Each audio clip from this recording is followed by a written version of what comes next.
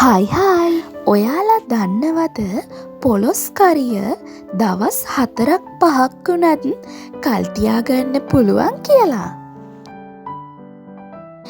Video එක මුලින්දන් අගටම බැලුවොත් ඔයාලටත් ඒක දැනගන්න පුළුවන්. වෙනදා වගේම කුක් ඇන්ඩ් කෝයරා මගේ channel එකට ඔයාලව ආදරෙන් පිළිගන්නවා. මුලින්ම මැටි වළඳක් ලිපෙන් තියලා පොල් තෙල් ටිකක් එකතු කරලා හොඳටම රත් වුණාට පස්සේ තලාගත්තු සුදු ලුණු ඉඟුරු ටිකක් තමයි මේ මම එකතු කරන්නේ. ඊළඟට හීනියට කපාගත්තු ලුණු ටිකක්, කරපිංච ටිකක්, රම්පි ටිකක් එකතු කරගන්න. අද මට තිබුණේ කරපිංච විතරයි. ඒ නිසා මම කරපිංච ටිකක් එකතු කරා. ඊළඟට ඒ ටික හොඳටම ෆ්‍රයි වුණාට පස්සේ මේ එකතු කරන්නේ මිරිස් කුඩු. මම ගත්තේ පොලොස් ගෙඩි 2ක්. ඒ නිසා මිරිස් කුඩු වැඩියෙන් එකතු කරා. රස වැඩි කරගන්න කුරුඳු පොතු කෑලි 2-3කුත් එකතු කරනවා. ඔයාලා ස්පයිසස් එකතු කරගද්දී අතේ හුරුවට එකතු කරගන්න. මොකද ඔයාලා ගන්න පොලොස් ප්‍රමාණය අනුව ස්පයිසස් දාන ප්‍රමාණය වෙනස් වෙනවා. මම සාමාන්‍ය ප්‍රමාණයේ පොලොස් ගෙඩි 2ක් කපලා ගත්තා.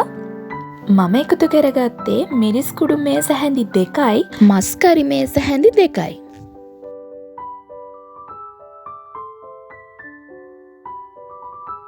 අමතක නොකර මිරිස් කුඩු මස් කරි මේ වගේ ස්පයිසස් එකතු කරන්න කලින් අපි ගින්දර අඩුවෙන්ම තියාගන්න ඕනේ. කහ කුඩු තේ හැඳි කාලක් විතරත් මම එකතු කරගන්නවා. ඊළඟට මස් කරි මේස හැඳි 2ක් එකතු කරගන්නවා. අපි එකතු කරගත්තු මිරිස් කුඩු මස් කරි ටික තෙලේ පාට වෙනස් වෙනකන් ටිකක් තියාගමු. ඒ අතරේ මම ගම් මිරිස් තේ හැඳි එකකුත් එකතු කරගත්තා. ගින්දරේ මේ ස්පයිසස් ටික විනාඩි 5ක් විතර මෙන්න මේ විදියට කළු පාට වෙනකන් අපි තියාගත්තා. කරිය කළු පාටට තියනකොට හරිම ඇහැට ප්‍රියයිනේ.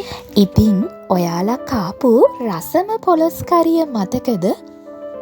මතක කට්ටිය පහලින් කමෙන්ට් එකක් දාගෙන යන්නකෝ. මේ විදියට පොලොස් කරිය හදලා තියෙන කට්ටියත් පහලින් කමෙන්ට් කරන්න.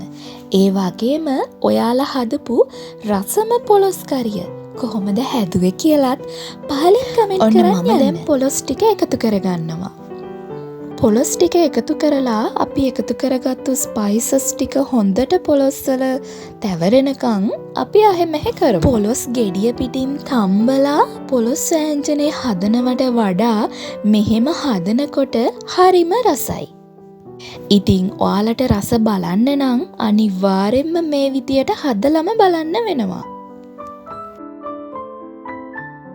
පොලොස් වෑංජනයට එහෙම නැත්තම් පොලොස් කරියට අනිවාර්යෙන්ම ගොරක එකතු කරන්න. ගොරක වලින් එන ඇඹුල් රසෙන් අපේ පොලොස් වෑංජනයට තවත් රසක් එකතු වෙනවා. ඊළඟට රස අනුව ලුණු එකතු කරලා දියකිරි, මිටිකිරි දෙකම එකතු කරලා පොලොස් කරිය හින්දව ගන්නයි තියෙන්නේ. මේ පොලොස් ටික තැම්බෙන්න මට විනාඩි 20ක්වත් කිය නැහැ.